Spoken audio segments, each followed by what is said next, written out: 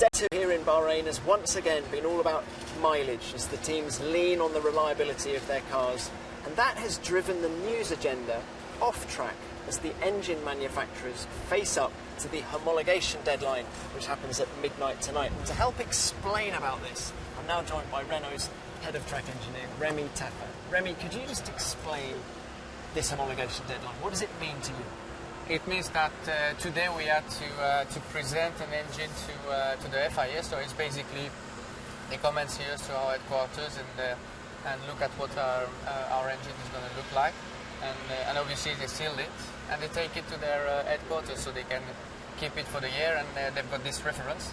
When we get through the season and they want to do a check on one of our power units, they will have the two and they can just have a look and see if every single part is the same. And aside to that, we have a lot of documents to send them through, just to make sure they got all the drawings and specification and references and so on. So, which we did today, and so now we've got the approval. And there's a story being going around here in Bahrain that you guys asked for an extension to the deadline. Is that true? No. We never asked for that. Obviously, everyone would have wanted to have an extension to develop more the power unit, but no. It was clear that it was today, and we've built up everything we needed for today. That's where we're going to race in Melbourne. Just a quick thought too on the performance of your power unit at the moment. Very difficult question again, but I think we're getting there. We were facing a reliability issue, which we now have solved quite good, so we can now work on performance, but I think we will obviously need to wait Melbourne to see where we are compared to the others, but I mean the plan we are following is good. We keep on progressing, and I hope we will be there in Melbourne. Great, thank you for your time, thank you for explaining that. Let's now take a look at how some of the other guys got on. Let's start with Jensen Button. Not a particularly easy day for you today. You spent more time than you would have hoped in the garage. Just talk us through what happened. We had a problem with within the gearbox. Can't give you the full details, but there's a lot of work to do. That's what I can say. You know, I think there is a lot of potential in this car. I think the basic car is good, but there's a lot of work needed.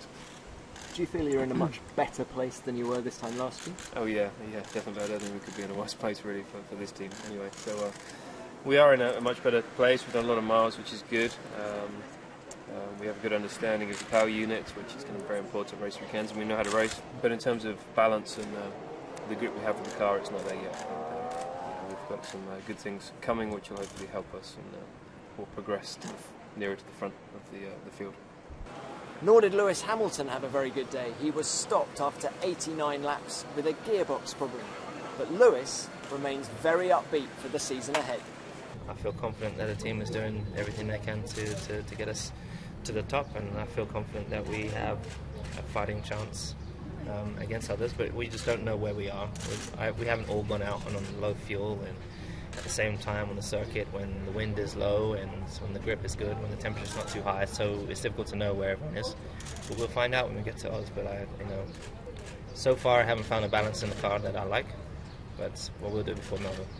Down at Ferrari, Fernando Alonso completed more laps than any other driver today, but he admitted that he's still not ready for the first race. Not many people will say that they are ready with 5 days of testing. It's like if you go to the World Cup in football and they give you, they change the ball, they change the size of the court, etc., and they give you 5 days to touch that ball. You know, we all would like to have more days and to have more experience, but in the other hand, if I see the number of laps that I did in 5 days are probably more than any other driver. So in a way, being the same for everybody, I think I'm in a good position in terms of experience and in terms of laps, thanks to the Ferrari car that was quite strong all winter so far. So that's it from the second day of testing, where Sergio Perez was once again the man to beat. Tomorrow, however, is going to be more about lap times, because the teams are going to be doing some qualifying simulations as they fly in performance parts from Europe overnight tonight. So it'll be a much better form guide as to who's doing what.